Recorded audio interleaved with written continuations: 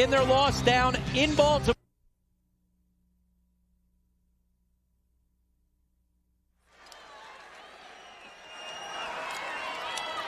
We're back in Albany for the start of semifinal Sunday between Loyola and Siena. And the Saints, as the #1 seed, come in with a 20-10 record, while Loyola is 19-13. Our starting lineups are brought to you by I Love New York.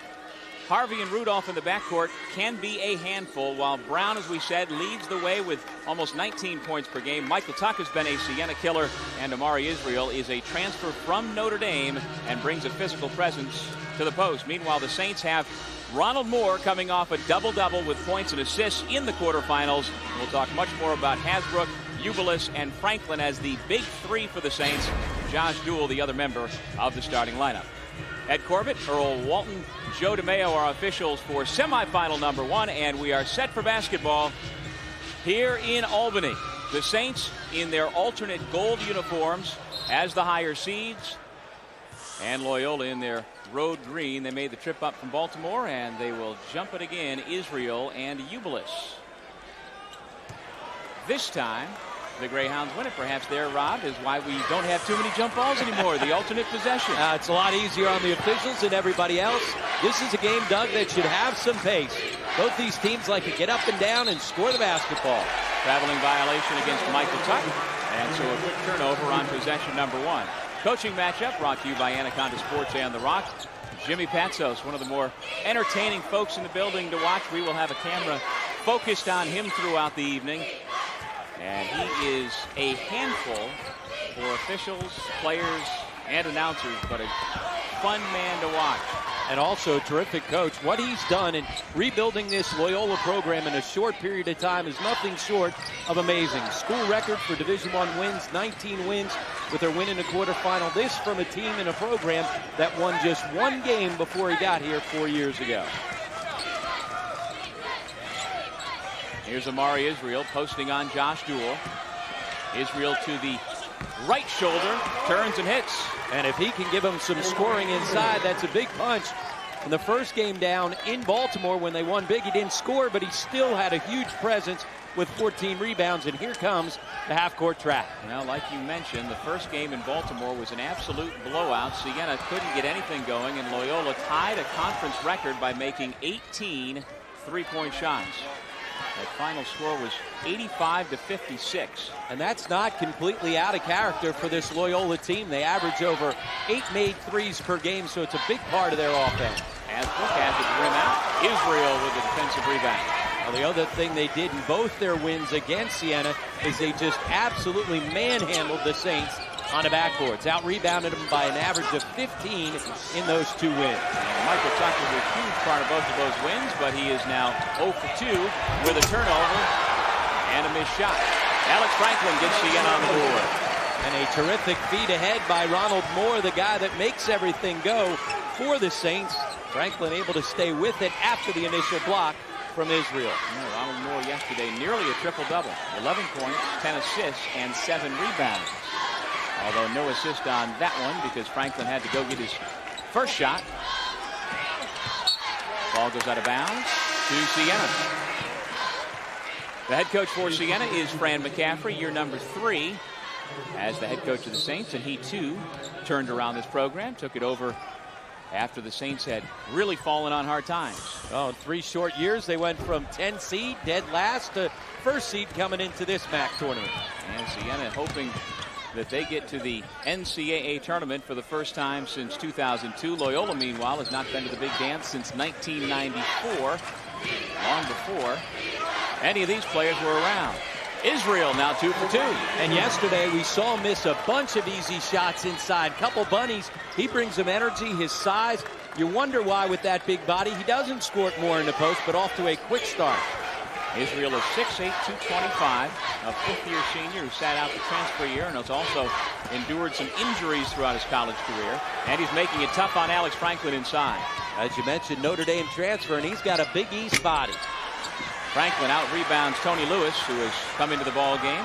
And here's where Siena's at their best. Rebound and run, or turn it over and run. Ubilis pass to Moore. Open look at the 3, and he's got it.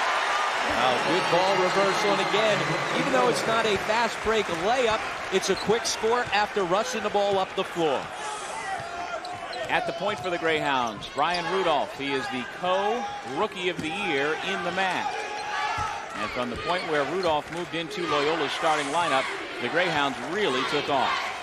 Well, they put him at the point and moved Brett Harvey off the ball to the 2 guard, and it worked out for both those guys as well as the rest of the team. And there's what Rudolph can do for you. Get into the lane and dish it off. This time Israel was stopped. It'll be Greyhounds basketball on the baseline. And the key with playing both of those small guards, Rudolph listed at 5'11", Harvey at 6 foot, is they've got to do a little bit of everything, including rebounding the basketball, something that both those guys did in their win here in this building, as well as in the quarterfinals against Fairfield. Marquis Sullivan, the 6th man of the year for the conference, has come into the game for Loyola. Gerald Brown nearly turns it over. With the shot clock going off, the 3-point specialist Sullivan knocks it down. Good patience not to force up the shot. Instead, get the good open look from a better 3-point shooter. Great move by Ronald Moore, and the reverse is good. I guess he's bringing it here. Good energy right from the start. Rudolph had it stripped away out of bounds by that very same Ronald Moore. It's out of bounds as we head to break. The Greyhounds will have it when we come back, but they've got their hands full with the man they call the maestro. Sophomore point guard Ronald Moore doing his thing for the Saints.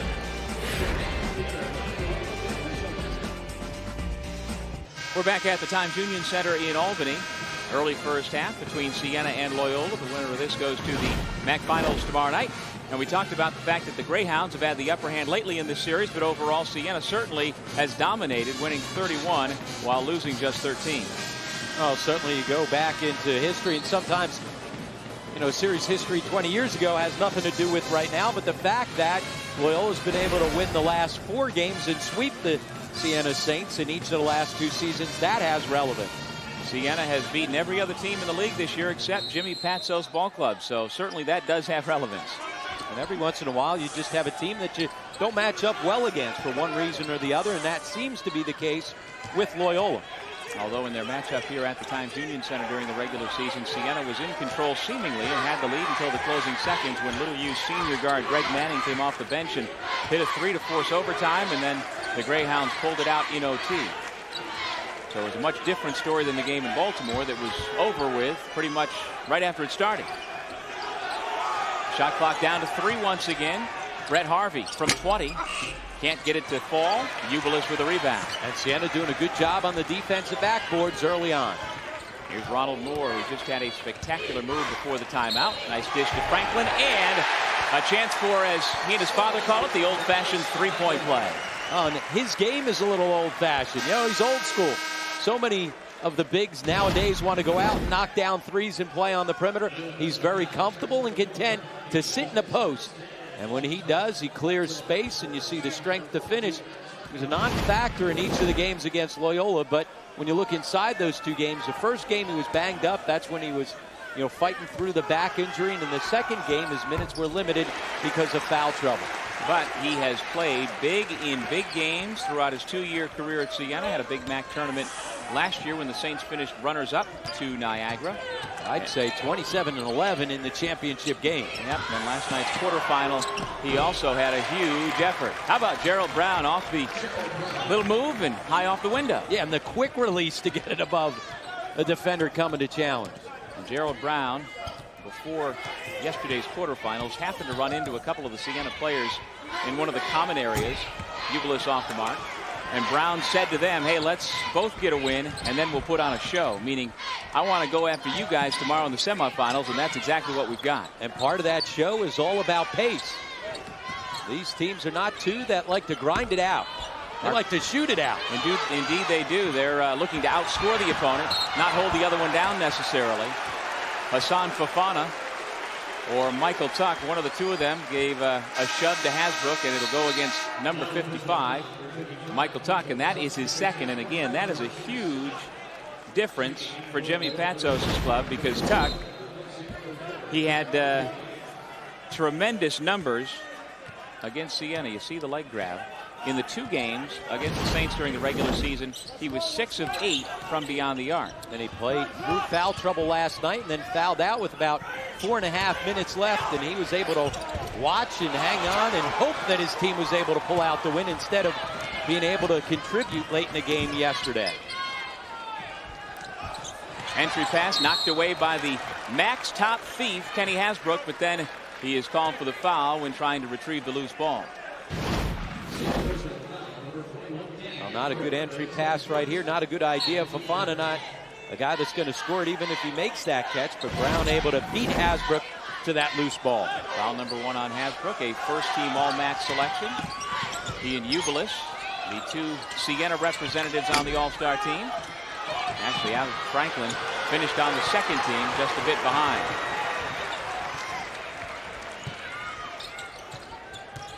Roland Moore for 3.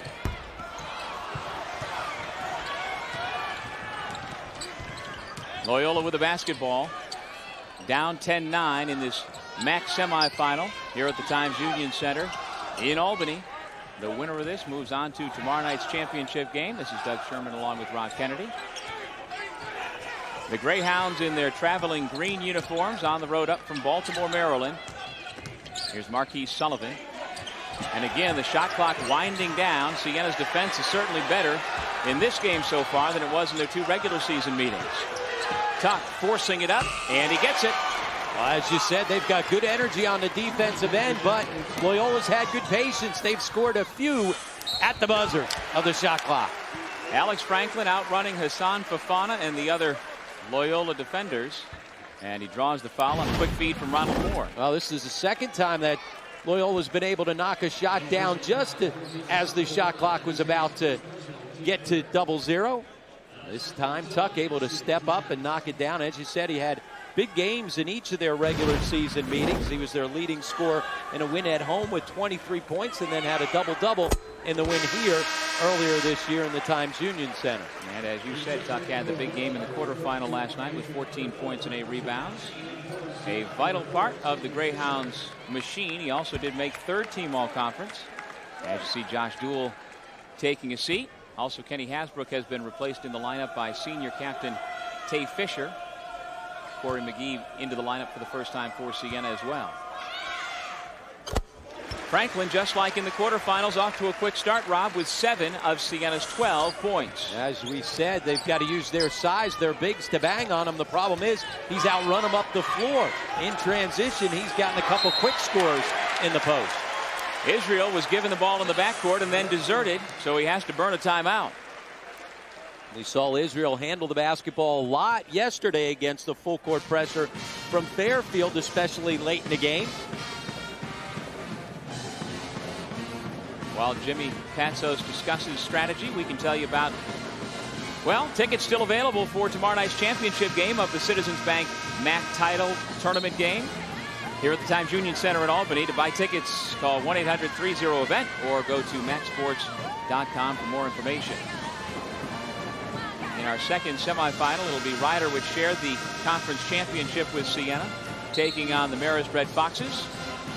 So not quite the favorites making it through to the semifinal round, but really not a surprise that in last night's late game, Marist was able to get by Niagara. Well, as we said, coming into the tournament, there was any one of 6 teams that could win a championship. 4 of those 6 teams are still alive. Rudolph guarded by Tay Fisher. 12:20 remaining here in the first. Siena holding a 1-point lead. Israel, Brown, Tuck, Harvey, and Rudolph, the starting 5 for the Greyhounds, back on the floor. Israel working on McGee. Nice dump off for Tuck, who was blocked by McGee. Coming away with it, Tay Fisher. Now, certainly Siena with a lot more energy on the defensive end. In each of their 2 regular season games, they gave up over 80 points to the Greyhounds. And while Siena does have a 20-10 record, winning 20 games for the 2nd year in a row, as Ubilis fires away, long rebound out to Fisher. Siena has won its last 4. They have yet to win 5 in a row at any point this season, trying to extend that and reach the championship game. Ubilis off the up fake. This time tries from mid-range, and he has yet to find the mark. Here comes Rudolph. There's that burst of speed. And this is the difference with this Loyola team. He'll probe, and if nothing's there, he's got the patience to get it back out and run some offense. That's exactly how Tuck did it in the first game. Just hang around that three-point line and wait for someone to penetrate and dish. And boy, he can step into a three as well as anybody. And they run that pattern break where the four-man's the trailer, and he is a terrific trailer from that spot because he can step up and knock down the three. During the non-conference portion of the season, he was not hitting the threes with great regularity, but certainly against MAC competition, he has been outstanding. Fisher is a three-point specialist for the Saints, but he's off the mark on his first try. Here's Rudolph on Moore. Contact down the shot, and Rudolph will shoot two. And what Rudolph has is that great combination. They'll rebound, push, and try and go pro, but if nothing's there, he can bring it out and run some offense. We've got a media timeout here in Albany, so we will take a break. The Greyhounds lead the Saints by 2. This is Siena, a college that builds competence and character, where you're part of a team, a place of academic rigor that builds leaders, offering opportunity and values that prepare you for change, leadership, and life. The tradition, the community of Siena, educating for success, one student at a time. About 9 minutes into our first semifinal here in the MAC tournament, and Siena trailing by 2, and that's without any production yet from its number one scorer, Edwin Ubilis. Now, Ubilis 0 for 4. He's had a couple good shots, just hasn't been able to find a range. This is from a guy who's been playing terrific basketball. Was a little off kilter yesterday. Didn't have a very good game with just 12 points, but last time these two teams played, he torched them for 37. That's one of the beauties of this Siena team. 4 different guys that can step up and have huge games. Everybody talks about the big three, but it's really a Fab 4 with Ronald Moore thrown into it. No question about it. By the way, that 37-point performance against Loyola the last time out, the most by any Siena player since Doremus Bennerman went for 51 in the NIT against Kansas State, a famous game around here down at Madison Square Garden. A little feast or famine from the line there, huh? Air ball and then a bucket. Chris De La Rosa, freshman backup point guard for the Saints, into the game for the first time. Gets away from the double team, and here comes Alex Franklin. Kenny Hasbrook has also come into the game. He has some sort of bandage on his left shoulder. You might remember if you were watching last night's quarterfinal, Hasbrook took a shot to that shoulder that sent him to the locker room for a few minutes. But he says he's fine and playing through it. Franklin, meanwhile, heading back to the line. Well, Franklin carves out space by sitting down in the post. The key is his footwork before he catches the basketball, because then he pins it. Able to face up, spin, and on the slap down, that's where Tuck picked up the foul.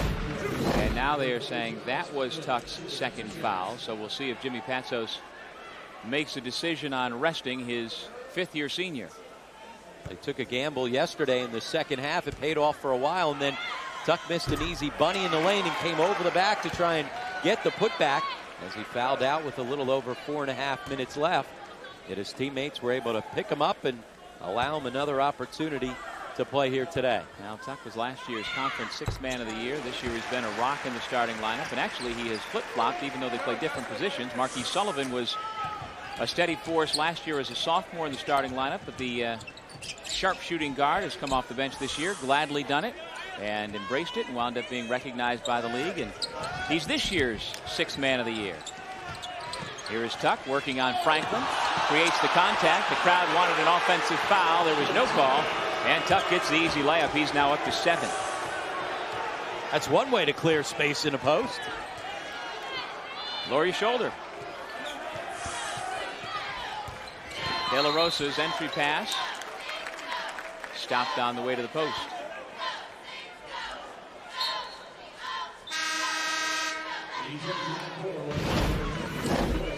Now it's been physical play. We certainly saw a lot of physical play last night.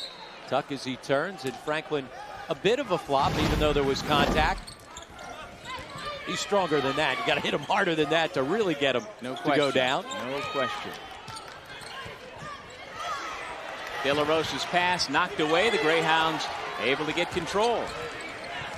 Lewis, who was in on that steal, is the defensive stopper for the Greyhounds and has that kind of size, kind of a tweener that he can guard pretty much anybody on the floor. There's Gerald Brown once again, taking it to the basket and a chance for a three-point play. And there's that scorer's mentality. Bounce off contact, not afraid to go find people, loves to get himself to the line, as all good scorers do. It's now the biggest lead of the ball game at 6, and Brown, who last year led the MAC in scoring, finished 3rd this year in points per game, and is capable of going for 30 anytime he takes the floor. 18 yesterday, but a lot of big baskets coming down the stretch. He got in foul trouble in the first half, and interestingly enough, Doug, when he went to the bench, that's when Loyola made their run. They were really able to stretch things out. At the end of the first half, beginning of the second half, we're up 18 and then had to hang on against a very good comeback by Fairfield. Franklin doesn't feel Lewis coming from behind, who knocks it out of bounds. And that is Lewis's MO. Had shoulder surgery a year ago and missed part of this season with that shoulder problem, but he is back and healthy and really has been a big contributor down the stretch. Yeah, yesterday gave him real good minutes, especially after Tuck fouled out. Moore into the lane. Shovel it out to Ryan Rossiter, a freshman forward from Staten Island who's come into the ball game.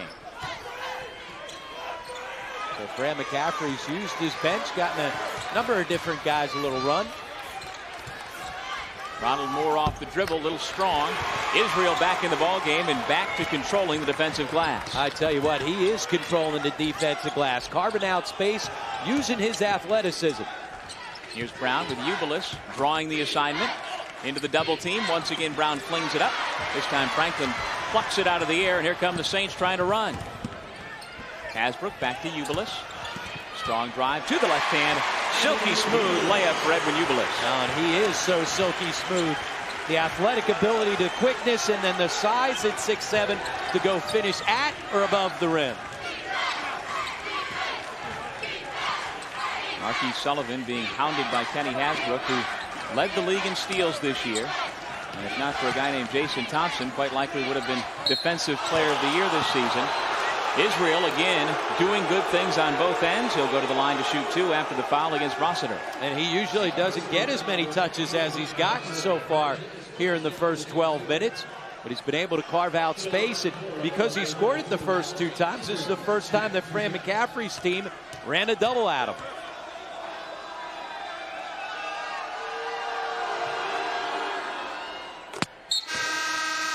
Israel, part of that wave of players that Jimmy Patsos has been able to recruit back to the Baltimore, D.C. area. He went away to Notre Dame, and just like Gerald Brown, who's sitting down, went to Providence to begin with, native of Baltimore, and when things didn't work out at PC, came back to Loyola. And it was interesting to see Jimmy Patsos in the press conference following yesterday's quarterfinal win, how emotional he got, talking particularly about Gerald Brown and the decision that he made to come to Loyola when it was not a popular thing to do. Now that's so important. You got to get 1 or 2 key guys to trust in you and what you're trying to do as you rebuild the program.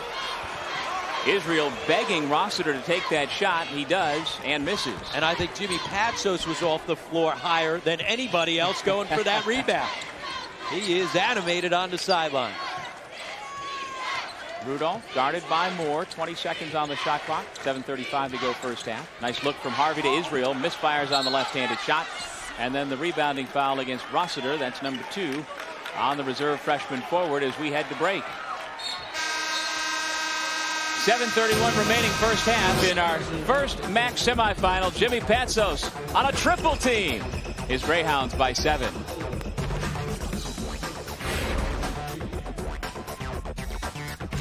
Loyola with a 7-point lead over Siena, and the Saints led by their head coach Fran McCaffrey, who was a pretty good ball player back in his day. Matter of fact, out of high school in Philadelphia, he was offered scholarships by Duke in North Carolina, but he chose to go to Wake Forest and then eventually transferred to Pennsylvania, where he was an outstanding Ivy League player. Not only a terrific player, but had a little stick to his game. That's how he came up with the nickname White Magic. Not afraid to show you a little flair. And there is White Magic. They've dropped the word white, but his contemporaries and friends still call him Magic. Especially when he shows back up in Philly. And he says he doesn't play pickup ball anymore. He said, once I got to be 30, it just wasn't the same. But he was a heck of a high school and schoolyard player. There's Michael Tuck once again, knocking down the perimeter J. Well, they go zone on baseline out of bounds. They got the ball into the gut of the zone, and then on the kick out, Tuck is able to step right in to another good-looking three. And just like the 2 regular season meetings, Tuck leads the way. His 10 points, the difference in the game right now. Inside out, gets you good open looks from beyond the arc. Ronald Moore off the screen, carries the 2. And he's been aggressive offensively. Been able to turn the corner that time on the high ball screen. Moore is second in the conference in assists per game. Scores about 9 per game. Capable of getting into double figures most nights. Marquise Sullivan, quick catch and shoot from the corner, and he finds nothing but net. And again, inside out, when you do that, even though that's a more difficult shot than Tuck had, because obviously Sullivan moving quickly, you get good shots. Hasbrook got by the initial defender and then was stymied, and here come the Greyhounds working on their 28-17 lead. Oh, Israel got away with the travel.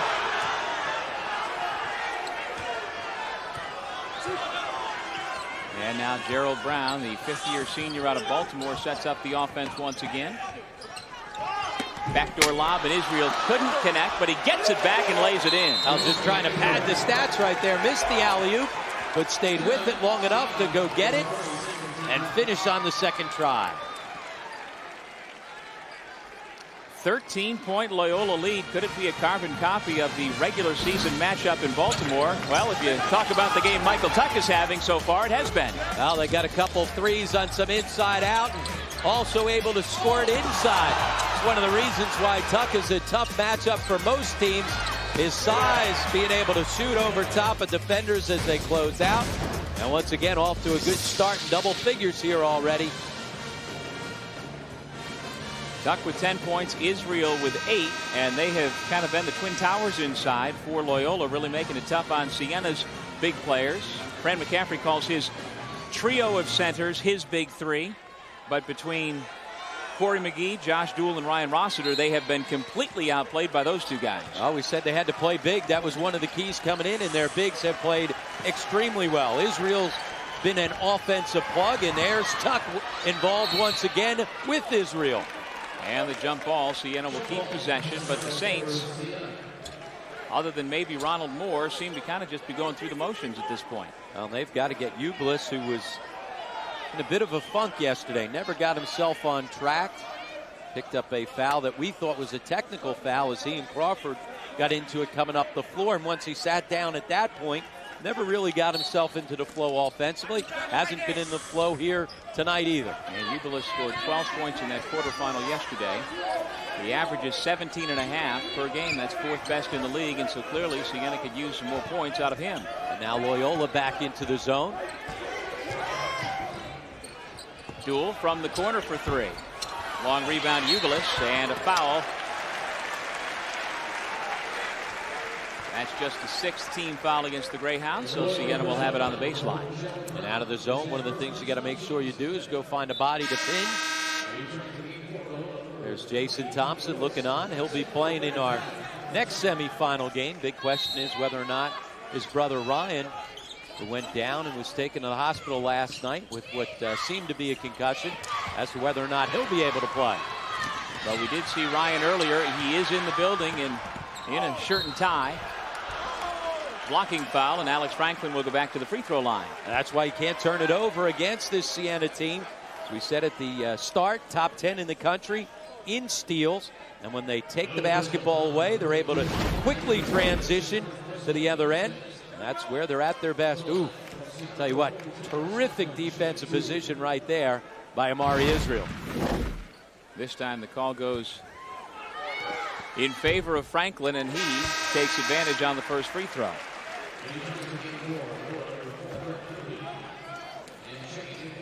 Clarence Jackson into the game for the first time for the Saints. He's a freshman from New Jersey. Josh Duell, who has had a quiet first 15 minutes, takes a seat. He's in one of those shooting slumps right now. He was 0 for 5 from beyond the 3 in his last 3 games. Missed an open look last time down. Franklin, the first Saint into double figures. He's been doing it from the free throw line, as you see. And here's the flex. And this is the one big difference between Loyola teams over the last 2 years and this year. They do a much better job executing out of the flex. Brown goes right around Ubilis and lays it in for 2 more. And then when they spread you out in that flex set, they've got guys with the ability to put it on the floor and get by it. Ubilis and Hasbrook have combined for 2 points so far at this end of the floor. Field goals have been tough to come by. Jackson misfires, just comes off the bench and off the mark from 20. Brian Rudolph kicks to the corner. There's that combo. Harvey, though, can't connect. Good hustle by Brown to keep that basketball alive. And right now, Loyola executing in their half-court offense, not only scoring, but taking the crowd out of the basketball game as well. Well, they have kept the home team to just 6 field goals so far. Lewis blocked by Franklin. There's Israel again with the putback and a chance for 3.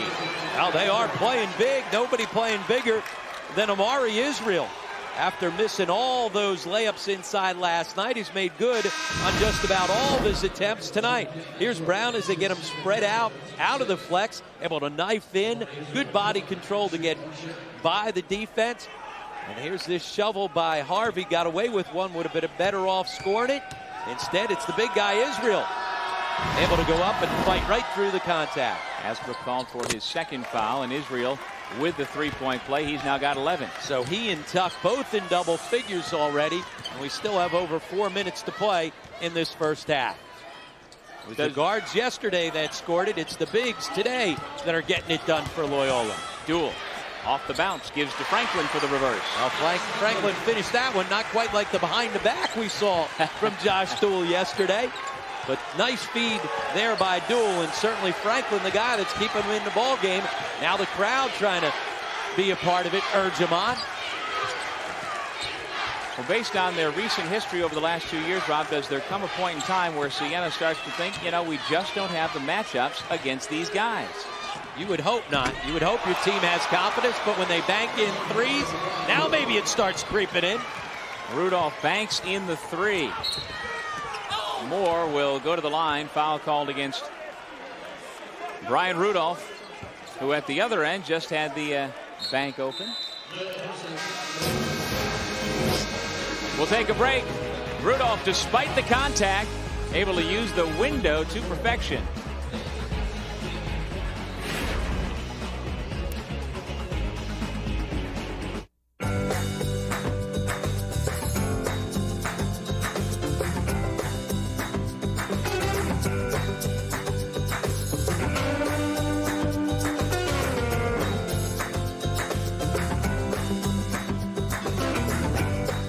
St. Peter's College, success is a team effort. St. Peter's College, education one student at a time. Late first half here in Albany, the Citizens Bank Championships semifinals. Gerald Brown, the top weapon for the Greyhounds. He's had plenty of help today, but all the while he just keeps going to the basket.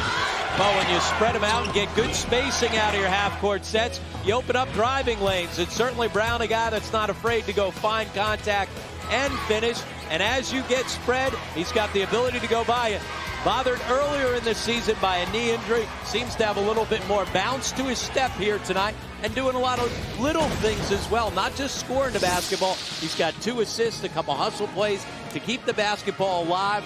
Good start for Gerald Brown. Good start for the Greyhounds. He is a 2-time first-team All-MAC pick. Has gone for as many as 33 points in a game. Most recently against St. Peter's back in February.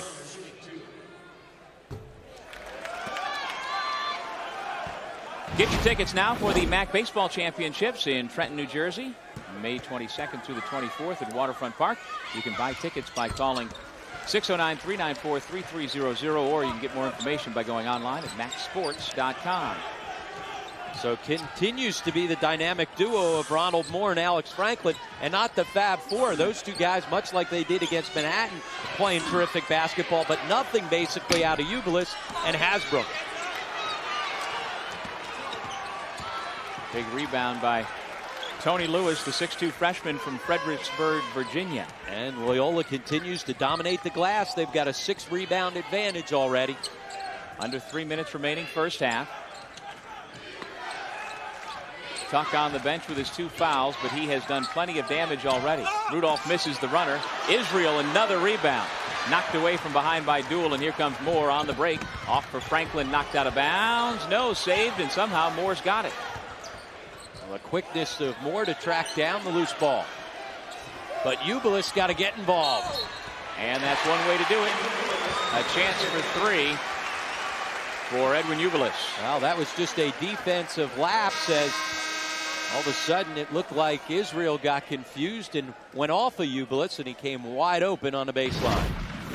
Take a look right here. All of a sudden 2 guys go rushing at Duell. Somebody not aware of who their matchup was. Not quite sure if that was Gerald Brown, who should have been guarding Ubilis at that point in time. Either way, it was wide open. And either way, it's Harvey who picks up his 2nd foul. 38-24, Loyola with the lead and the basketball.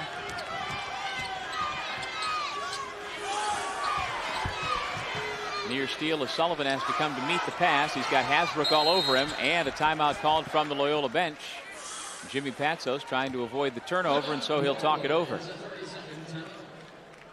And if that's your first of the half, it's a good timeout. It's their second, so now you end up wasting one, trying to keep the possession here in the first half. May want that one back later in the ball game. Well, Rob, coming up on the MAC Halftime Report, we'll have a feature on Alex Franklin and Edwin Ubilis, 2 of the stars for the Siena Saints. We'll also update the rest of the MAC tournament. There was a women's championship game here in Albany earlier today, and also our first half highlights and statistics from this ball game. The winner of this will advance to tomorrow night's championship game against our 2nd semifinal winner. Now you see that it's been a 2-man show so far for the Saints, and the rest of the team not really involved. And as we said in our keys to open a ball game, 2 out of 4 was good enough to beat Manhattan. Not good enough to beat a good Loyola team. They've got to get at least one of those other big 4 going, whether it's Ubilis or whether it's Hasbrook. One of those guys has to step up and score the basketball. Now Franklin's got 12, Moore has 8, Ubilis 4, and Hasbrook none.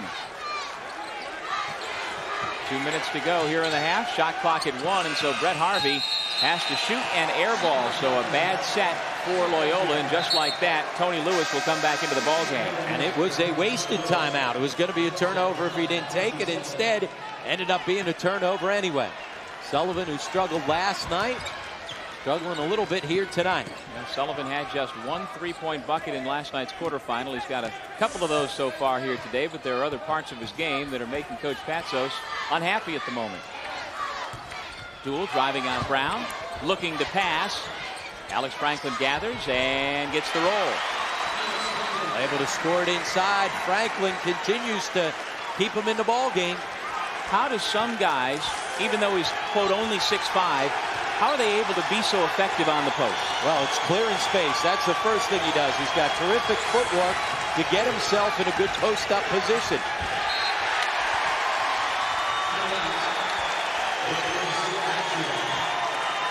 Well, the crowd got back into the ball game. They say that was turned over. Clearly, that was tipped. Well, it certainly looked like it from our vantage point. Oh, there's no question that that basketball was tipped. But Jimmy Patsos was looking away. He was talking to somebody on the Loyola bench, so he is not protesting, and the Saints catch a break. Joe DeMeo, who made the call, looked for help from one of the other 2 officials, and he got no help, so he said it was a turnover. That would have been a big one right there from Duell. But the way Omari Israel is flying inside, there's no way Tay Fisher was getting that rebound from him. In they go to Michael Tuck, just back off the bench for the Greyhounds. Here's where Loyola's got to settle down and once again try and execute out of their flex. 5-second violation. Israel picked up the dribble, and the Saints defenders didn't allow him an outlet. Now the defensive pressure is picked up, and same thing with the crowd. They've picked up. Trying to help the home team here. Starting with defensive pressure. Franklin getting out and guarding Israel on the perimeter. Forced a 5-second violation. Duell's pass mishandled by Franklin. Somehow he gathers and goes to the left hand. And the sophomore from Reading, PA already has 16 points. And it's back to a 10-point ball game. And you ask the question, how can a smaller guy score it? Good hands and good feet. He's got both. Double team, Ubilis near steal, and then the foul given by Rudolph. And that crowd is right back into it. Now you can't pick up your dribble right there at the midcourt stripe. All of a sudden, not only do you have the two defenders, but now you're worried about the sideline as well as the timeline. Wow. The absolute worst spot that you can pick it up. Ryan Rudolph, with his size and quickness, split the trap. Keep your dribble alive and get through. Instead, Siena with some defense to get themselves back in the ball game. Well, out of the 10 conference coaches, Loyola's Jimmy Patsos among the most vocal this week, saying, I'd prefer to be here in Albany, even if I'm playing Siena on its home floor, because it's good to have the crowd. But with the crowd getting back into it now, I wonder if he might have a change of heart. Well, it also helps when you've beaten them here the last 2 years on their home floor. Brown feeds Tuck, who's fouled by Duell. That's a big bucket right there. Loyola reeling a bit. As Siena getting back into the ball game, the crowd's starting to get back into the ball game. The way you quiet the crowd down is to execute in the half court.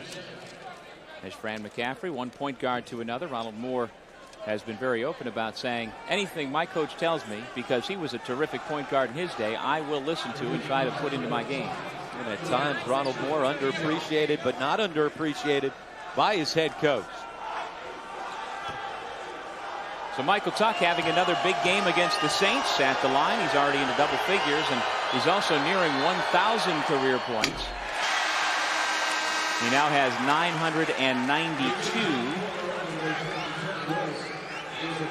They needed 32 coming in. We said yesterday, best way to get to that number is play a few more ball games.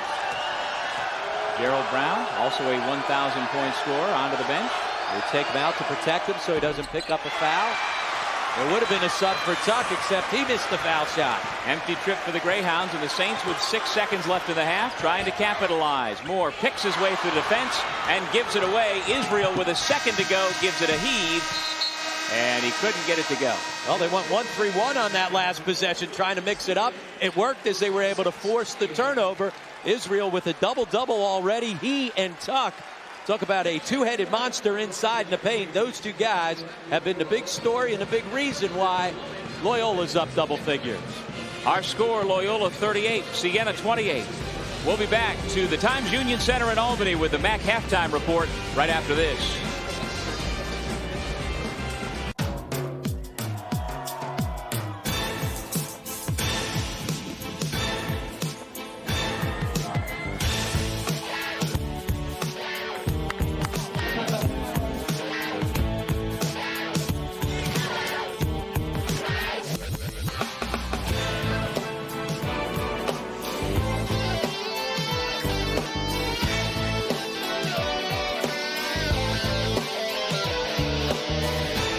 Straight turnovers allowed the Saints to get back in the ball game. And Rob, only 3 Siena players have scored so far. Gerald Brown off the mark, and Alex Franklin with the rebound. And Siena and the big crowd here in Albany hoping to carry the momentum over that they picked up late in the first half. Ronald Moore, Kenny Hasbrook, Alex Franklin, Josh Duell, and Edwin Ubilis, the same starting 5. And Kenny Hasbrook, just like that, is off the schneid. He's got his first points here tonight. And as we said, that's got to be a key. It can't be a two-man game. It cannot just be Ronald Moore and Alex Franklin. Kenny Hasbrook and Edwin Ubilis have to get involved. Franklin got a hand on the pass, but Rudolph able to recover. Not a good angle to throw it into the post. Harvey answers with a 3 at the other end. And his first bucket, he was 0 for 4 in the first half. And that was a tough one as he came moving to his left. Shot it back across his body. Israel, Tuck, Rudolph, Brown, and Harvey. Same starting 5 here in the second half for the Greyhounds. Ronald Moore given space by Rudolph, and the high rebound pulled down by Tuck. Moore scored it, but he hasn't gotten other guys as involved as he did last night when he had the double-digit assist game. He's just got 1 turnover. He's got to get his teammates involved. Tuck fouled. Personal against Alex Franklin, who got a piece of the wrist on the shot. Once again, another ball reversal, and Harvey gets his feet set. He even got a little contact up top, but it didn't matter. Now that's the key. He's coming and moving to his left, but he's able to plant that inside foot and get squared. Gerald Brown, 7 points, but he was effective in the first half. Not as effective as their front court guys, and then Franklin certainly, he's been the star. keeping them in the ball game with those 16 points. Well, the thing with Brown, while his points were down, his shots were down too. He only had 7, which for him, he could easily go for 10, 12 shots any half without even batting an eyelash. And he didn't hunt any shots in that first half. Even the first shot he missed here to start the second was out of the offense. It was a screen down, designed play for him. That's when he's a good player, when he's not hunting shots. Hasbrook picks up the dribble. Duel's open. Tuck able to close on him. Duel, drive, and dish. He loves to do that. And Franklin, the recipient, once again. And certainly that play again made by Duel. Not a guy that you would think could put it to the floor, get by anybody, and be able to dish it off. But we've seen him do that a couple of times. Not only today, but yesterday. Well, Duel's a 6'7", 260-pound junior who transferred from the University of Vermont back to his hometown here at Siena. He's from nearby Scotia. And you saw Brown not force that shot. A lot of times he would have just thrown it up and gotten it in play. Rudolph kicks to Brown, and he's going to have to look for a shot before too long. Shot clock at 5. He's stuck. Ubilis blocked it from behind. Then the leak out has Ubilis up ahead, but Siena couldn't find him. Hasbrook fortunate that a Greyhound got a hand on that pass. And it was Brown. Again, Brown doing some of the little things that at times we didn't see. We'd see him put up big scoring numbers, but not do the other things that you need for your team to win. He's not scoring it tonight at the pace that Jimmy Patsos has seen sometimes, but he is doing the other things. And again, we saw Jimmy Patsos publicly thank Gerald Brown at last night's press conference with tears in his eyes for not only choosing to come to Loyola when it wasn't a fashionable thing to do, but for bringing all that he has to the program. And for making big shots late, too. Yeah, which he did last night. Yep. Hasbrook uses the screen from Duel and knocks down the foul line jumper. And Hasbrook, a guy that can really score it when he gets going. He's had a couple games over 30 this year, and now here comes the crowd as Ronald Moore urges him on. Siena back within 7. They were down 10 at halftime, cut it to 7 quickly, and now back within 7 again. The Saints, the number 1 seed here at the MAC tournament. The Greyhounds, the number 4 seed. Rudolph on a switch, driving on Duel, and he gets it to fall. Well, tough finish, the speed to get by Duel, and then creative enough to finish. Moore quickly back the other way. Ubilis denied by Israel. Israel doing a little bit of everything. Trying to trigger the break. Harvey, who has also been a Siena killer, kills possession as he kicks it out of bounds. He got himself too far along the baseline. You see he's frustrated. But here's Gerald Brown doing the little things. Remember, shot clock was down to 2, so he was forced to put up a tough shot. But he makes the trip back defensively to get a piece of it. Doing the little things you need to win ball games. Hasbrook showing signs of heating up.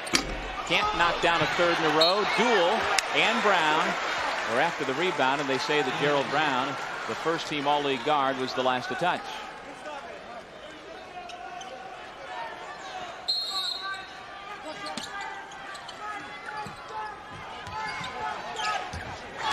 Hasbrook looking to take Sullivan off the dribble, and he banks it home. Well, what'd you say, heating up? He certainly is feeling it right now and playing with that confidence. He's a streak scorer. And one thing with Fran McCaffrey, if somebody gets hot, he's not afraid to go ride him. Well, he is supremely confident. Got to get it over the timeline. They can't, and Israel this time calls a timeout, as once again he was deserted in the backcourt. Second time we've seen that. Well, Kenny Hasbrook, he has all of his 7 points since the intermission. Back after this.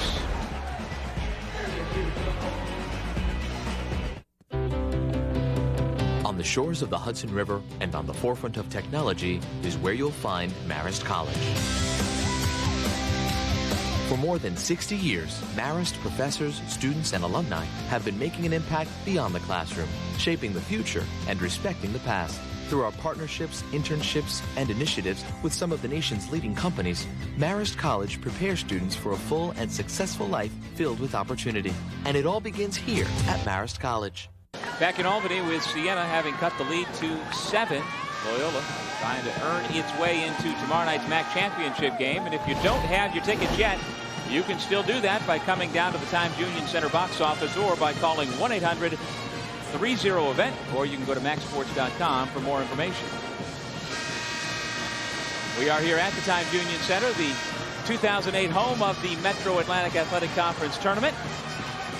Siena is the de facto home team. Kenny Hasbrook, the junior co-captain, beginning to heat up. This is Siena's home arena. The Saints campus is 2 miles north of downtown Albany. But Jimmy Patsos' club already has 1 win here in this building this year, looking to make it 2 in a row. Actually, we should say they've got 2 wins in this building already because they won their quarterfinal yesterday, but they beat Siena during the regular season. Tuck with a whistle on the floor before any shot could be taken. So it's a non-shooting foul, the 3rd against Siena here in the half, and that takes us to our media timeout, so we'll take another break. Alex Franklin and the Saints trying to come back against the Loyola Greyhounds.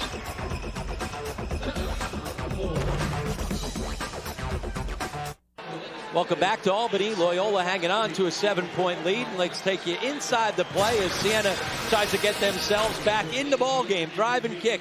Let's let it start right here. First of all, you've got to get some good action off of your offense, and stop it right here. Drive, you're going to draw 2 defenders, and now a 3rd defender stuck, and what happens? Now all of a sudden you're going to get a guy freed up, and Josh Duell, a guy you wouldn't expect to be able to make this pass, not only makes the pass, but makes the play, able to dump it off, and then the good finish at the other side by Franklin.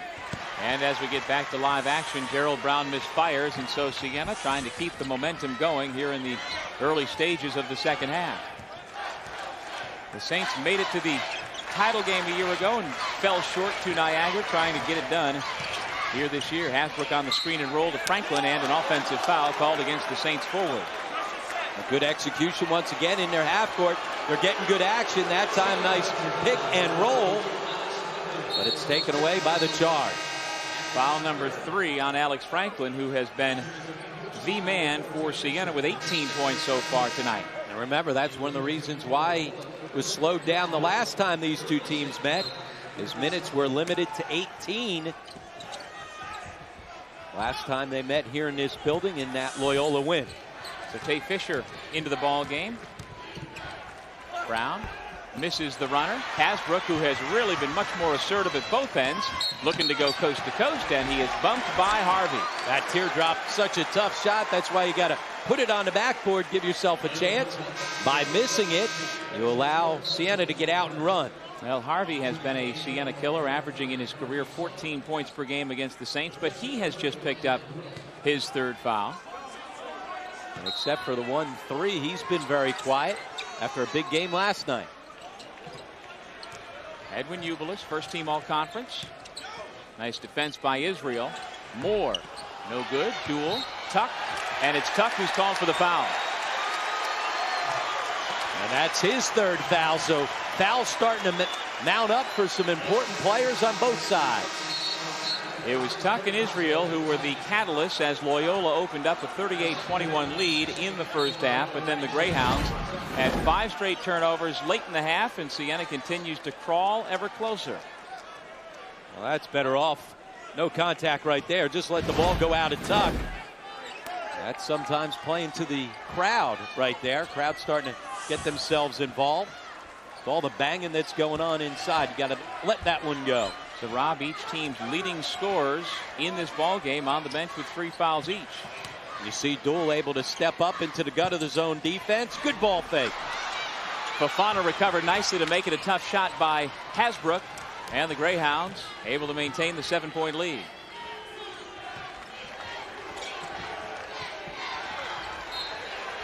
Out of bounds, over to Siena. The entry pass intended for Fofana didn't find its mark. And really not a good decision there by Sullivan to try and force it in to Fofana. Gerald Brown all over Tay Fisher, who is among the best 3-point shooters in the conference. And that will be a tough matchup for Fisher to find any opening to get off that shot. He's 5'9", Brown is 6'4". And Loyola stays in the 2-3 zone. Jimmy Patsos said, hey, I may show him a little zone, try and force him to make some threes over top of it. Hasbrook saves. It gets to Duell, who drops it off to Ubelis. And the Saints continue to pass the ball around the interior, and that time they get the layup. And it's Duell once again, the guy that's making the last pass, and he's done a good job getting other guys involved. This is the closest Siena has been since 8:10 left in the first half. Well, here, dribbling the ball along the baseline, you get yourself in, keeping it alive, good hustle. And here's another nice feed by Duell as he once again draws multiple defenders and then kicks it off for the assist. Well, Duell is extremely versatile. His head coach says he's been his most consistent player this year, and he can score. He scored 16, a game high against Stanford when Fran McCaffrey's club knocked off the then 20th ranked Cardinal here in this building back in November. Stepping on the baseline, Rudolph, and the Saints force another turnover. Well, and turnovers have certainly been the Achilles heel for Loyola here tonight. 10th turnover committed by Loyola. Inbound to Duell. He's a skilled big. Not only can he shoot it, he can pass it and put it to the floor. Hasbrook doesn't get the roll. The fight for the rebound takes Ronald Moore out of bounds, and a foul called against Loyola. And Gerald Brown's got to be careful not to get going. You see the crowd signaling for a tee. But how about Ronald Moore? The point guard does a lot more than just get other people involved. He rebounds the ball as well. On the season, averages over 4 rebounds. You see the reaction of Gerald Brown. See Rudolph saying he didn't mean to be yelling at you there. Protect your star. Yep. Make sure he doesn't get himself in trouble. And you've got to make sure out of the zone you know where Tay Fisher is. Tay, just like in the quarterfinal yesterday, not ready to catch and shoot, which is so unlike him. Well, he forgot to catch before he shot it. He knows that's his job. Get yourself ready to catch and shoot. Especially his eyes light up anytime he sees zone from the opposition. Fisher's been keenly aware all season of his role as the lone senior on the team and knowing he's not going to play professionally and that this is the end of his organized basketball career. And they get him moving against the zone. You see him on the baseline trying to hide behind the zone defense. Try and find an open spot. He's the one with a headband on, one of his trademarks. Hasbrook, a little strong with the 3. Another big rebound from Michael Tuck. And that's why Jimmy Patsos staying with the 2-3 zone, trying to force some other guys to shoot over top. Shot clock had reached 25, and so the fans felt that the timeline was not crossed in time, but the officials say otherwise. Nonetheless, Loyola now just getting into its offense with 12 to shoot. Tuck, another rebound. Once again, Israel. And he's fouled on the way up.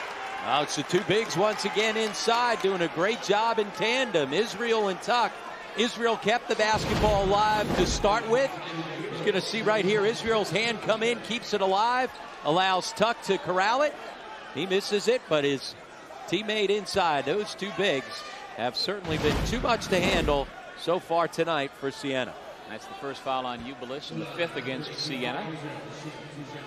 And so Amari Israel, who's had a big game, at the line, shooting 2. See Jimmy Patsos, who attended Catholic University down in D.C. He played for the late Jack Bruin, who went on to be the head coach at Colgate before passing away a few years ago. One of the many big influences in the life of Coach Patsos. Well, Loyola, who shoots it so well from the line on the season coming in. Jimmy Patsos' team top 10 in the country at 77%. Didn't shoot it well yesterday, only 63% from the line, and they've missed some opportunities here tonight as well.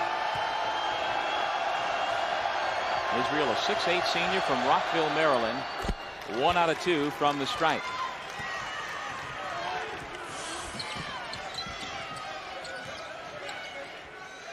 Alex Franklin back into the ball game for Siena, playing with 3 fouls, so we'll keep an eye on number 42 in goal.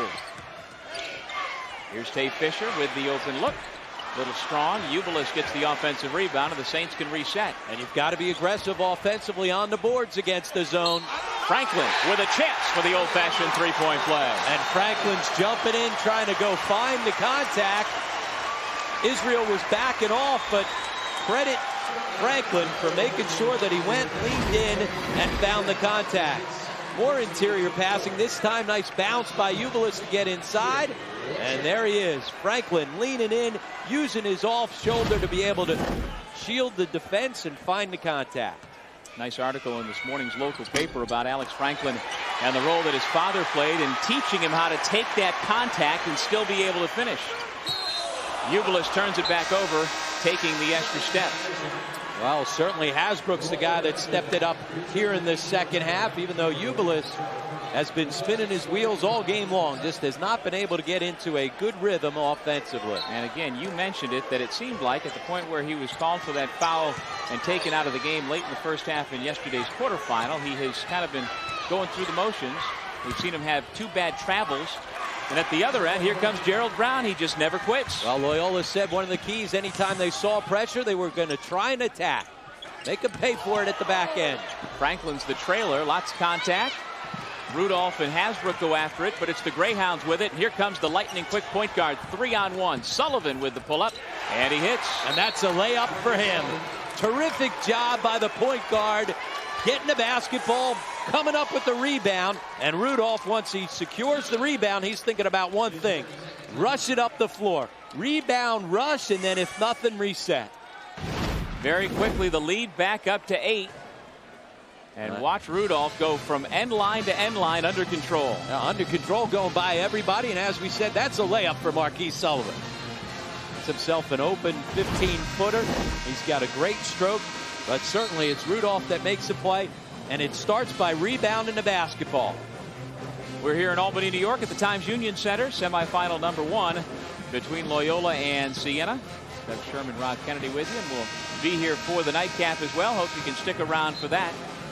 The 2008 MAC Player of the Year, Jason Thompson, and his Rider Bronx will be taking on the Marist Red Foxes. And there you see the brackets, the 1-4 game and then the 2-6 game. Gerald Brown hoping to get his hometown school into the NCAA tournament for the first time since 1994. Loyola hasn't made it since the late Skip Prosser led the Greyhounds there. Ubilis, pull up, good. And that's a layup for him, too easy. Off the timeout, Loyola tried to extend the floor. Siena made him pay for it. It's back down to 6. Ubilis and Hasbrook starting to show signs here in the second half. And it's so important when a team comes up and presses you, you got to make them pay at the backside. If you don't, they stay in the pressure all game long. Brown had it knocked away by Hasbrook. Now nearly a silly foul in the open floor by Brown.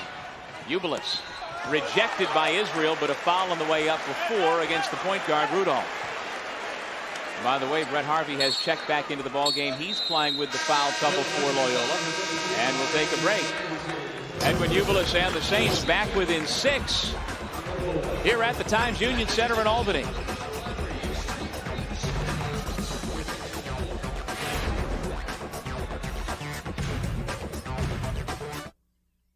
What does it take to be a leader?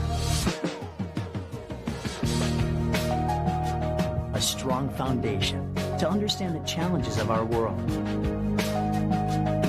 The vision to inspire others. The desire to make a difference. Jesuit education at Loyola.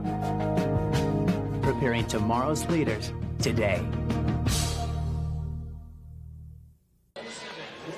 The Loyola Greyhounds with a 6-point lead over the Siena Saints. Get your tickets now for the MAC Baseball Championships at Waterfront Park in Trenton, New Jersey, May 22nd, 23rd, and 24th. To buy tickets, call 609-394-3300 or go to macsports.com for more information. In the first half here, Loyola was led by Omari Israel and Michael Tuck, who each had 11 points at the intermission. Since that time, just 1 point between them. And at the same time, Edwin Ubilis and Alex Franklin just keep chipping away to have cut what was once a 17-point lead down to 6 at this point. And just 1 point between Tuck and Israel here in the second half. Only 1 shot attempt, so they've gone away from the bigs. Remember, they got a lot of their stuff trailing on the break as Tuck was able to step into a couple of 3-point shots, and they pounded the ball inside early to Omari Israel. They've gone away from that. Well, we see that so much, not just in the MAC, but in college basketball and pro basketball all the way around. Yep, seems like coming out of a timeout, you get a set play to throw it into a big at the start of each of the halves, and then after that, the guards seem to get away from the big guys. Ubilis into double figures now. Saints getting a little more balance. Franklin leading the way with 20, and here's the pressure and a trap on Rudolph. He's stuck. Nice job to get the pass to Harvey. But the pressure has certainly bothered him. That's what got Siena back into the ball game, gave them some momentum at the end of that first half, and certainly has served them well here in the second. We have 5 straight turnovers committed by Loyola late in the first half, helping Siena cut that 17-point deficit down to 10 at the break. Tuck posting on Franklin. They both have 3 fouls. Make it 4 on Tuck. Well, we said they needed to go to the bigs. They got the basketball where they wanted. We saw Franklin sit down in the first half on some contact. Once again, Tuck lowers his shoulder, and by doing so, invite the official to go make that call. There was more contact on that lean in than there was in the first half. 16 fouls now on Loyola. Ubilis misses the leaner. Sullivan and Brown fight for it. And it is Loyola ball. Nice job by Brown to knock it off the leg of a Siena player on the baseline. Ubilis got right to the soft spot of the zone defense at the high post. That's a high percentage shot for him.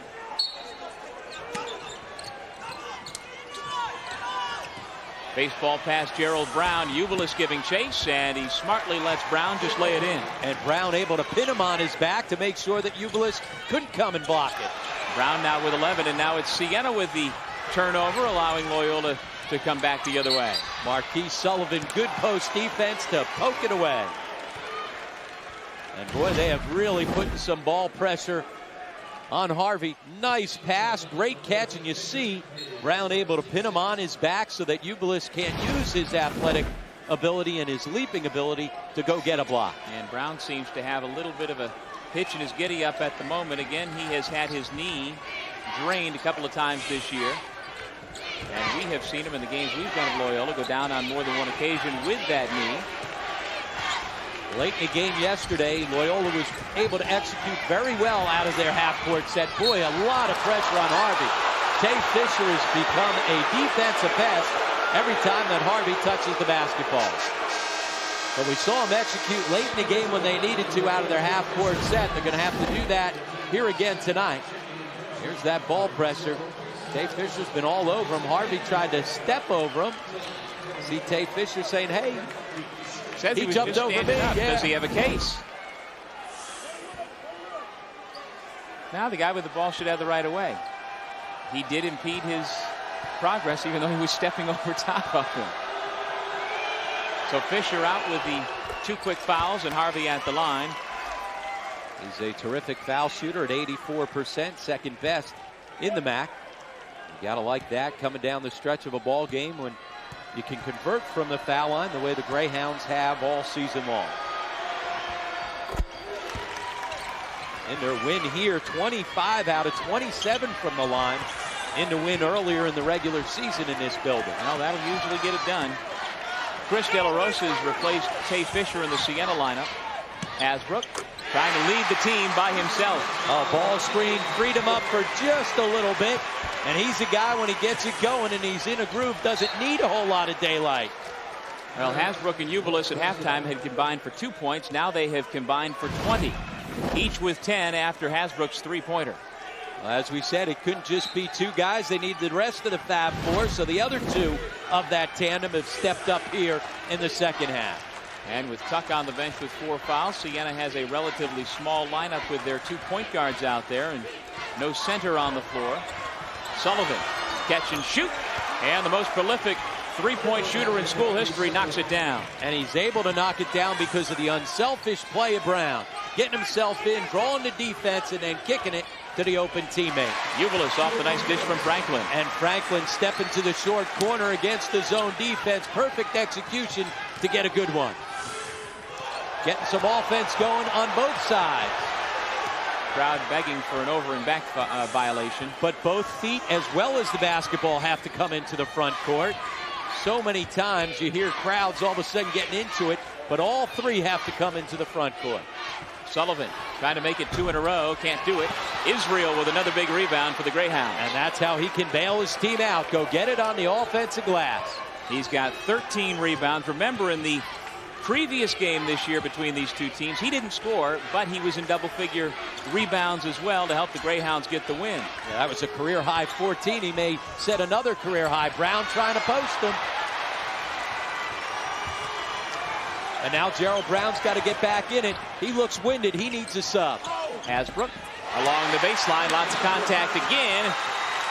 He gets the layup to go, and once again, it's back down to a 4-point ball game. Oh, and certainly Israel giving up his body to take the charge, but no call. Here's where you got to settle down if you're Loyola. Show some poise. You're a veteran team, and here's where your veterans have to step up and show poise, or your freshmen. Ubilis after the miss. Rudolph's got it back. And Loyola swings it to Sullivan. He's feeling it, and he's got another one. Wow, little up fake to get by, get some separation. And Jimmy Patsos calls the timeout right there. He's got to be careful. Showing you some emotion. Here's Israel giving up his body. I'll tell you what, he's done that a couple of times. Got called for a block. That time you get no whistle. Ball fake by Sullivan. Anytime he shows the ball, you got to respect it. As you said, Doug, the all-time leader in Loyola history from beyond the three. Former high school teammate of Rudy Gay. Now the Memphis Grizzlies, back in their days together at Archbishop Spalding High School. He's a Westminster, Maryland native, and he's got 14 points off the Loyola bench. That's why Marquis Sullivan was the 6th man of the year in the conference. Well, he's instant offense when he comes into the ball game, and he's been effective after a quiet night last night in the quarterfinals. He has stepped up and been much more a part of their offense here tonight. And while we saw in the first half some of the frustration from his head coach Jimmy Patsos about the other parts of his game that perhaps lack at times, his three-point shooting ability never wavers. And it's amazing when you can make shots, it sometimes masks everything else. Yep.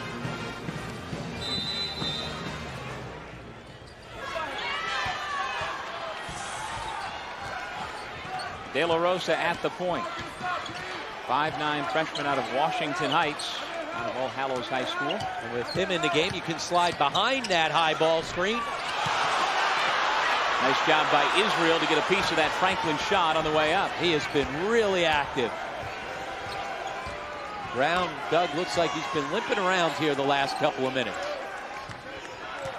Remember, back-to-back games, and certainly that may be a factor coming down the stretch for him. According to his coach, it's a degenerative knee condition that will not get better, but it is better some days than others. Hasbrook pulls away the rebound and dribbles up himself. De La Rosa has it knocked away. Loose ball toward the baseline. And a push called against Gerald Brown. Alex Franklin was bent over trying to pick the ball up, and apparently got a little assistance going out of bounds with a push from number 1 in green. Gerald Brown and the Loyola Greyhounds on top by 7.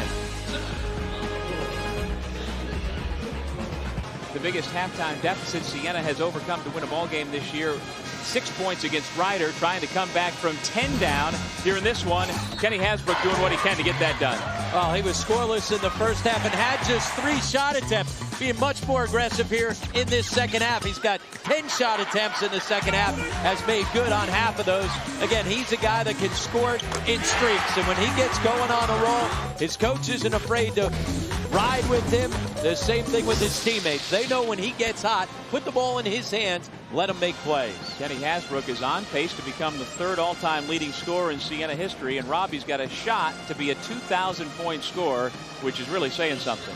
And a guy that can go for 30 points on any given night. He's done it twice coming down the regular season. Meanwhile, Alex Franklin has been the lead scorer for Siena here tonight, but he misfires on the front end of the 1-and-1. And another good clear on the backboards by Israel. Big impact on the backboards. Omari Israel now with 15 rebounds here tonight. Hasbrook knocks it away from Harvey. The Greyhounds keep possession. So earlier this year, he had a career high and 14 rebounds against the Saints, and building on that career high here tonight. He has been a dominating presence in the paint. And while he was scoreless in that earlier game, he certainly has done his share of scoring here tonight with 12 points to go along with the 15 boards. But most of that was in the first half when they gave him a couple scoring opportunities in the post. Long time since they threw it into him. That time Brown thought about giving it to him, and instead he drives and picks up the personal foul, picking up his 4th. And I'll tell you what, At times, Gerald Brown can get himself in trouble with the officials by talking. And I think right now, he's got Joe DeMaio not on his good side. And that happens every once in a while with the officials. You start chirping at them, and then all of a sudden you stop getting calls. You got to be careful. Well, they just are human. They're human. They're not robots. He certainly hasn't gotten the benefit of the doubt on any contact as of late.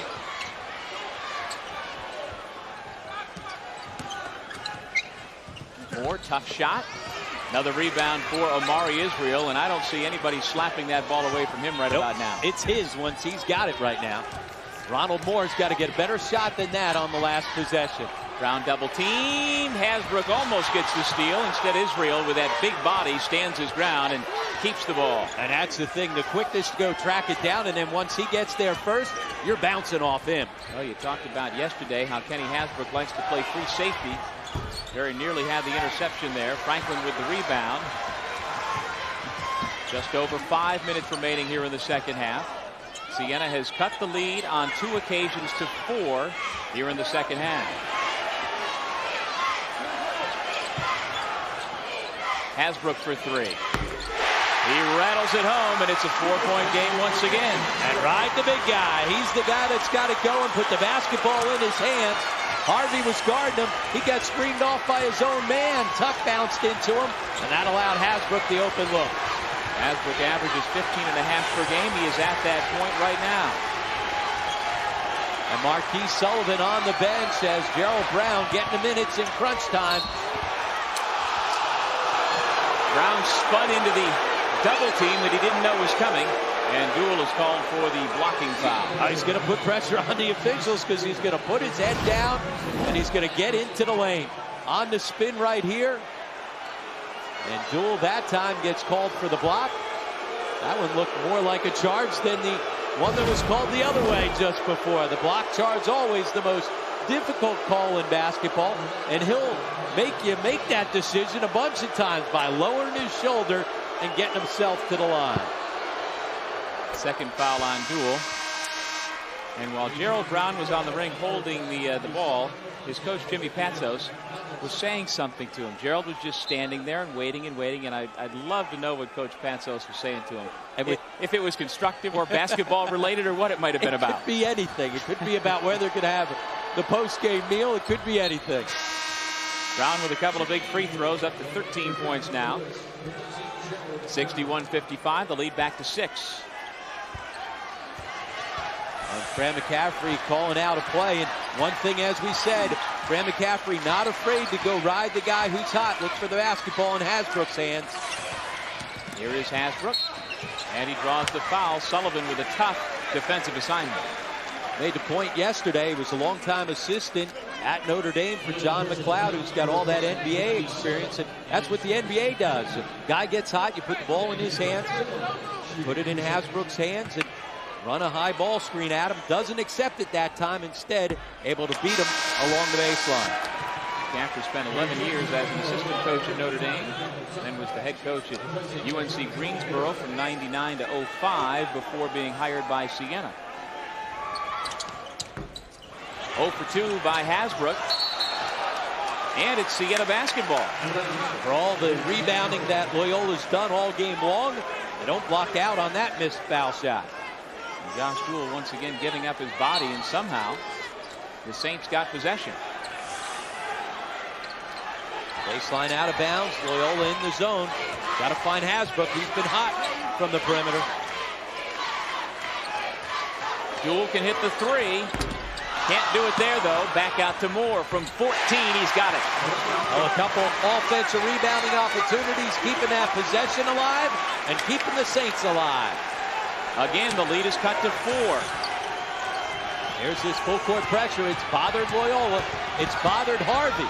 Harvey, no. Tuck, yes, that was easy. And that's a smart play. Even though you don't have to make the shot, put it on the backboard because you know that your guy's going to have a chance to go get it. Ubelis gets his own layup at the other end. He's got 14, and Siena calls timeout. Now pace going both ways, and Jimmy Patsos not happy with his team getting back defensively.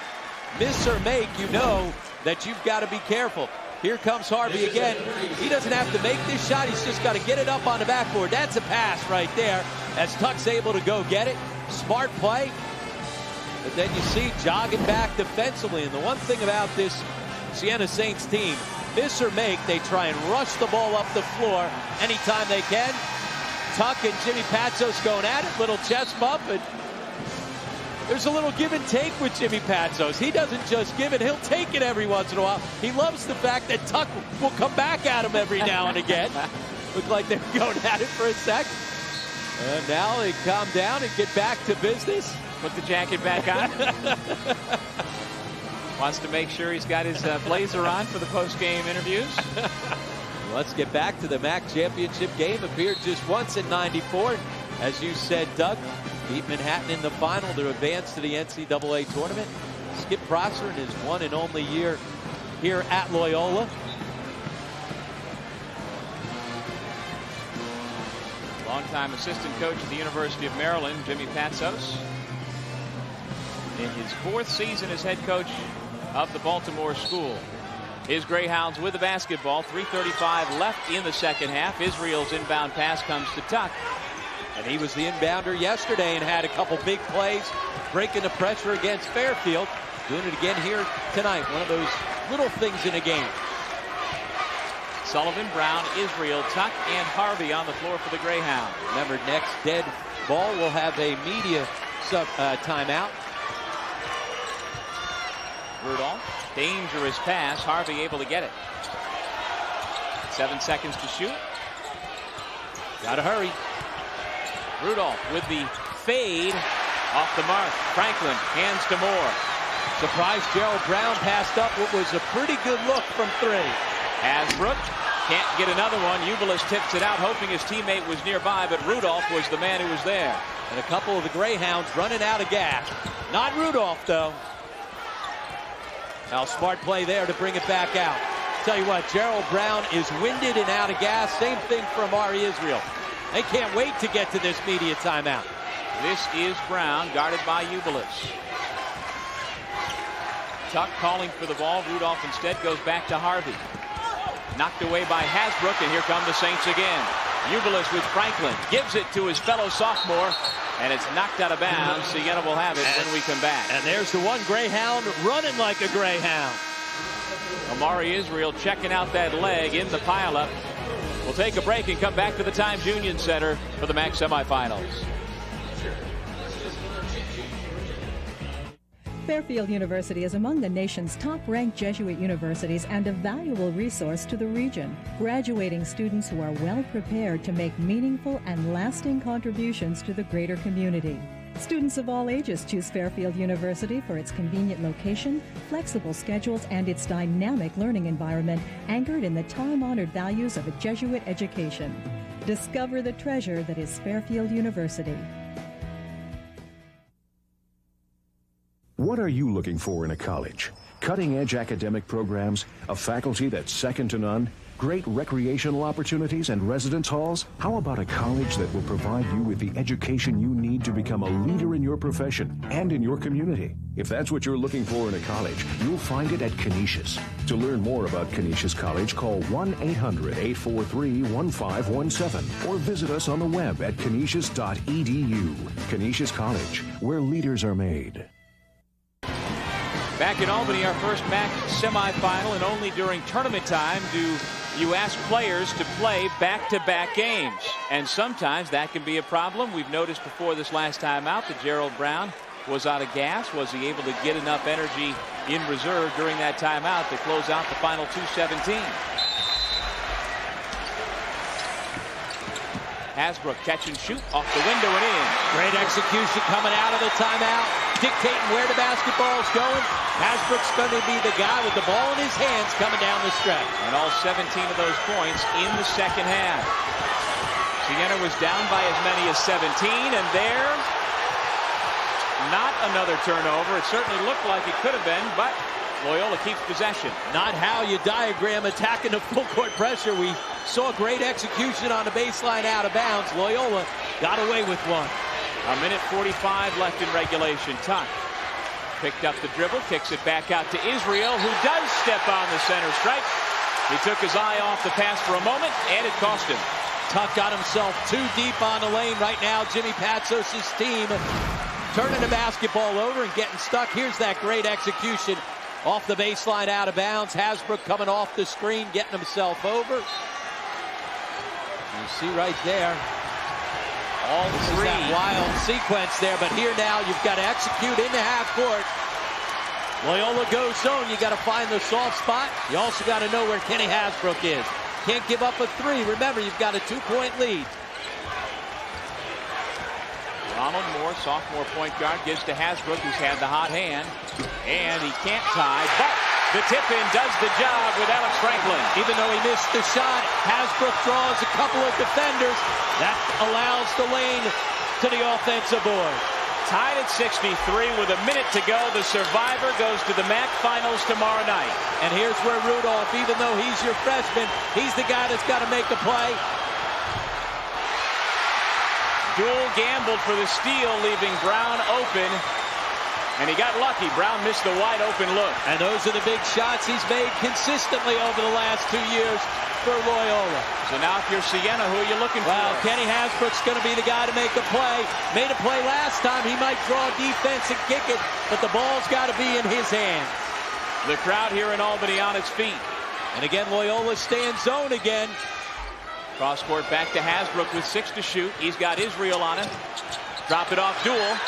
And we've got a whistle. Count the basket and one. The Saints take the lead. That's why the ball's got to be in Kenny Hasbrook's hands. Not just his ability to score it, but to make a play. He draws the defense as he gets himself in. Duel doesn't make a clean catch. Gets away with a walk. Finds the contact. And every once in a while, it's good to be playing at home. Foul on Harvey. No, it should be on Israel. Either way, this is Siena's first lead since 12-11 on Josh Duel's first basket of the night. And so now you don't need a three. You got plenty of time to go find a two. Rudolph lost it out of bounds. Loyola keeps possession with 12.8 on the clock. Lead Reindeer's pretty quick with the ball, huh? You got that right. Blowing by everybody with his teammates kind of stuck in the mud. He's the guy that's got some energy to get by somebody. Well, he's certainly pulling the sled. And Jimmy Patsos fired up as always in the huddle, but now he's got to settle things down. Down 2, they've got the ball. Yep, got to settle down, and you got to execute here on the baseline out of bounds. You saw the execution on one end from Siena off their baseline out of bounds as Hasbrook got himself a good wide open look.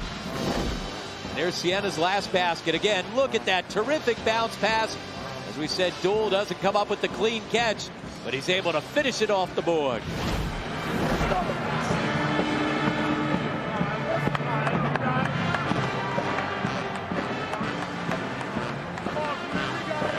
See Marquise Sullivan coming in. He's a guy that can make shots. Good substitution.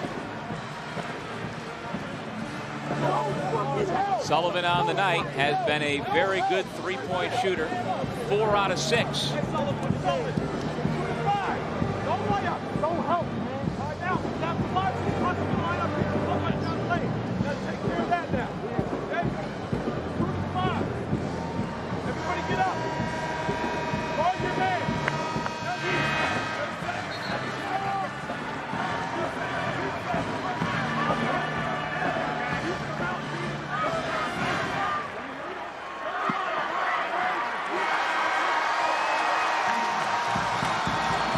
The two teams break their huddles as the crowd here at the Times Union Center comes to its feet. Our Pepsi player of the game, Kenny Hasbrook, all 17 of his points in the second half, and he's got the assist that has put Siena on top for the first time since early in the ball game.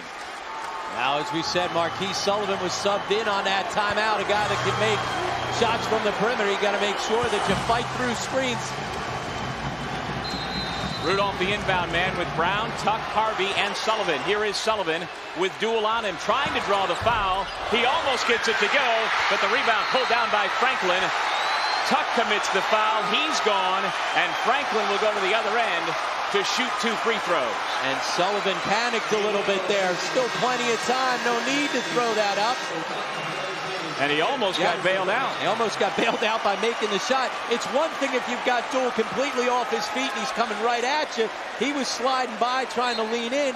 Once you got him up, put the ball to the floor and make a play. You don't just have to make a three. Well, you knew coming in that he was going to be the guy they were running to. And Jewell did a good job switching out off of the screen and holding his ground. And then when the game's on the line, it's Franklin who gets that rebound and not Tuck or Israel. Tuck fouls out with the 13 points. And that could be big because he's a big that can step out and knock down a three. Remember, if they make just one foul shot here, or if they miss both, you've still got an opportunity to try and send it into overtime. And Franklin on the year, a 67% free throw shooter. And here tonight, he is 6 for 9 from the line, so just about on his percentage.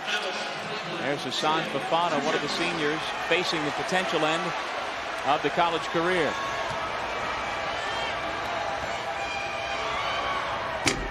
Franklin pulls the string, and he's got one more. And Loyola alive, no matter what happens. He makes this, you got an opportunity to rush the three. Remember, Sullivan and Harvey, as well as Brown, they're three best three-point shooters. Franklin can't get either. Here's Israel. Now Rudolph's got the ability to just get to the basket. 3 seconds. Blocked by Franklin with 1.4 to go. Loyola basketball on the baseline. And look for them to run the same baseline out of bounds play. Sullivan starting on the left side in the corner, coming off the double screens. Here he comes. Oh, Israel was open. They missed him. The lob to Israel. He tips. And it's over. Siena comes back from 17 down to win the MAC semifinals. What a comeback. It was Kenny Hasbrook who certainly set the tone in the second half as Siena was able to climb back from a 17-point deficit to advance into the championship game. And no bigger play in the ball game than the block shot by Alex Franklin. He was the guy that scored it early, and great job to avoid the contact. That was a game-saving and maybe a season-saving block. So the young man with a bulging disc in his back comes up with that acrobatic block shot, goes for a team-high 22 points, has another double-double, and Siena survives and advances into tomorrow night's championship game. What a game, 65-63. It's Siena's biggest comeback for a victory since having beaten Iona down 14 back in January. They rally from 17 down, and they will take on the winner of our next semifinal coming up in just a few minutes. It'll be the Rider Broncs against the Marist Red Foxes. There you see our Pepsi player of the game, Kenny Hasbrook, receiving an ovation from the fans here at the hometown Times Union Center in Albany.